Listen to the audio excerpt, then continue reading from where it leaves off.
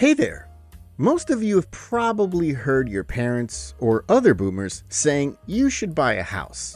You know, build a family, invest for the future, live a happy life. Maybe they've even told you stories about how they bought their first home at a cheap price, with almost no competition. Sounds great, right? But then you realize, today, many people can't even afford rent, let alone buy a house.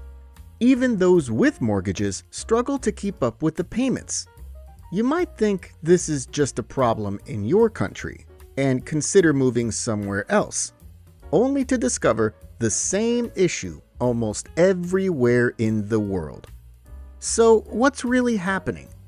In this video, we're going to break down why housing has become so unaffordable, how home ownership turned into a rigged game, who's really benefiting, and whether this is ever going to stop. Let's get started. Section 1. When houses stopped being homes. A long time ago, buying a house was just a normal part of life. It meant having a place to live, raise a family, and feel stable. It wasn't about showing off or getting rich. In the 1960s, most houses cost around 2 to 3 times the median person's yearly salary. That means even one person working a regular job could afford to buy a home. Some countries even helped more by offering cheap loans for families. In the US, there was the GI Bill, which helped many veterans buy homes after World War II. But it has changed now. In the US, the median house now costs about 5 to 6 times the median household income. In high-cost cities, it can exceed 8 times income. And homes today aren't just places to live. They're used to make money. Older people bought houses when they were cheap and watched the price go up over time. Some now own more than one. People started seeing houses as something to invest in, not just live in. That's why many new homes are more luxurious. They bring more profit, and the small starter homes are disappearing. Over time, the idea of a simple home changed. It became something to buy, hold, and sell for money. And when that mindset took over, everything started to shift. Section 2. Why prices keep going up, even when nobody buys. You might think house prices should drop when fewer people are buying. That's how it works with most things, right? If nobody wants to buy a phone or a car, the price goes down. But housing is different. Prices keep rising, even when buyers are struggling. Why? Well, the first reason is the zoning laws. Many cities have strict rules called zoning laws, which decide what kind of buildings can go where. For example, imagine Wee Wee City has 100 acres of land. The government might divide it like this: 25 acres for housing, 25 for shops and offices, 25 for factories, and 25 for parks. That way, the city stays balanced. But sometimes, the government plans it badly. They don't update the rules when the population grows or when more people need homes. In some neighborhoods, the zoning laws even ban apartments or small homes completely. That means fewer units can be built, so prices stay high. And even when land is available for housing, some developers don't build right away. Instead, they just sit on it and wait. This is called land hoarding. They wait for prices to go up, so they can build later and sell the homes for more profit.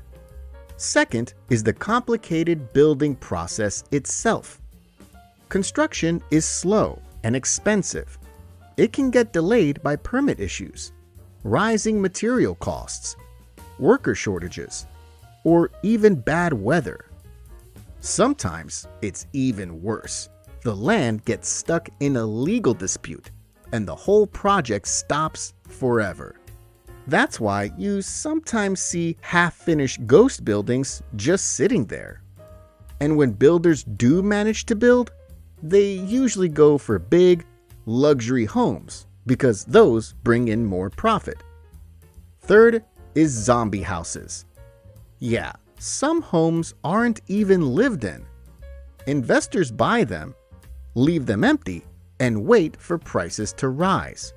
These are called zombie houses, and they make the shortage worse. Section 3. Your landlord is a hedge fund.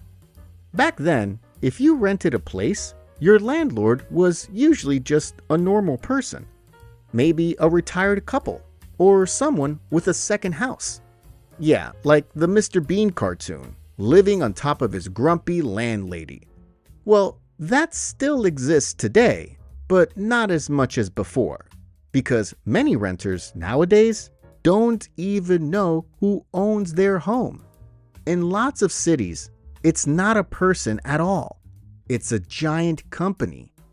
Big Wall Street firms like Blackstone and Invitation Homes now own tens of thousands of homes. Some of them own more than 100,000 homes. These companies don't care about living in the homes.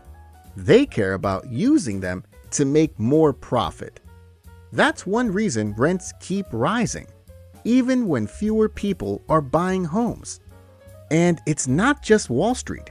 Even regular homeowners are joining in. 1 out of every 4 homes, or 25%, is bought by investors, including big companies. So now, regular people aren't just competing with other families, they're competing with rich investors or companies who are racing to buy more houses and rent more. Even worse, some homes are now rented as short-term Airbnb-style stays for tourists.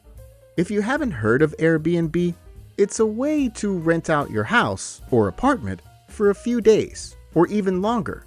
Simply put, literally like a hotel. It's great for budget travelers, especially groups, since many Airbnbs let more people stay in one place, unlike hotels. But when there are too many Airbnbs, it gets harder for locals to compete because those homes are no longer available for people who actually want to live there.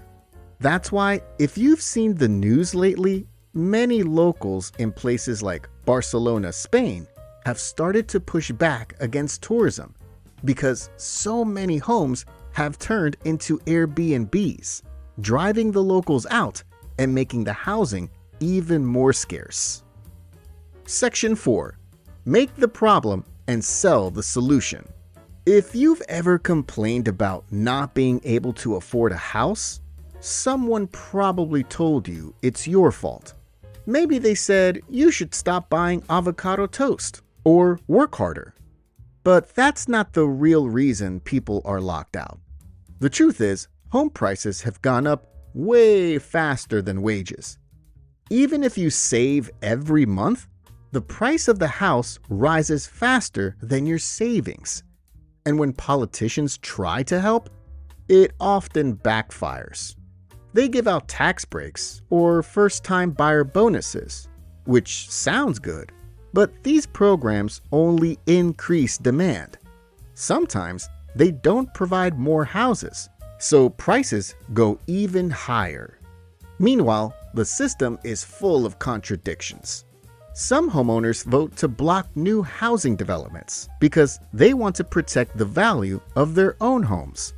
But at the same time, they also want housing prices to be affordable for their kids.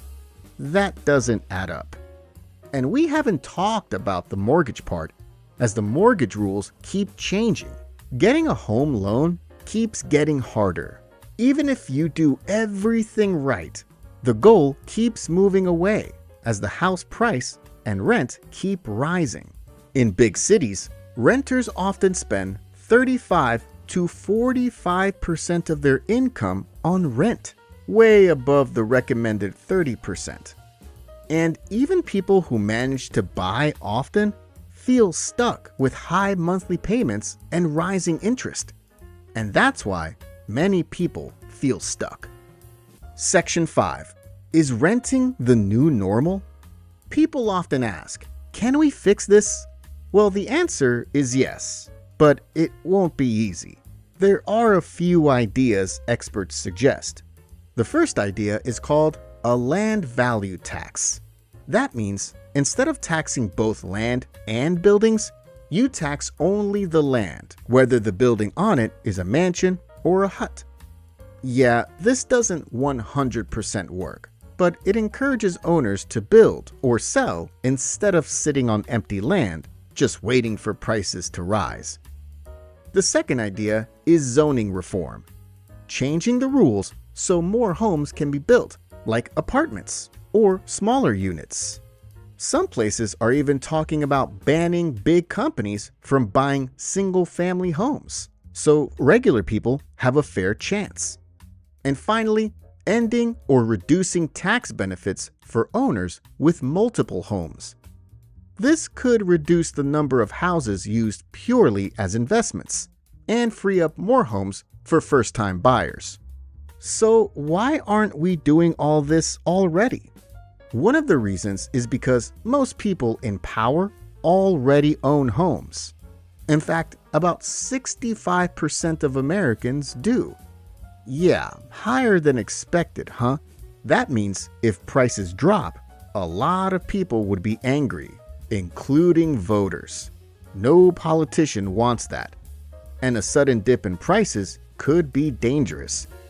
People who bought recently might end up owing more than their house is worth because the bank cares about the loan amount, not just the house value. This was like what happened in the 2008 crash that caused many people to go bankrupt. Even if prices fall, it won't help in the long term unless the whole system changes. For example, in the US in 2020, about 40% of new single-family homes sold for under $300,000. By 2024, that share dropped to around 16 to 23%, depending on the region. That's a nationwide collapse in affordable new homes. So unless the rules change, renting might just become the default for an entire generation.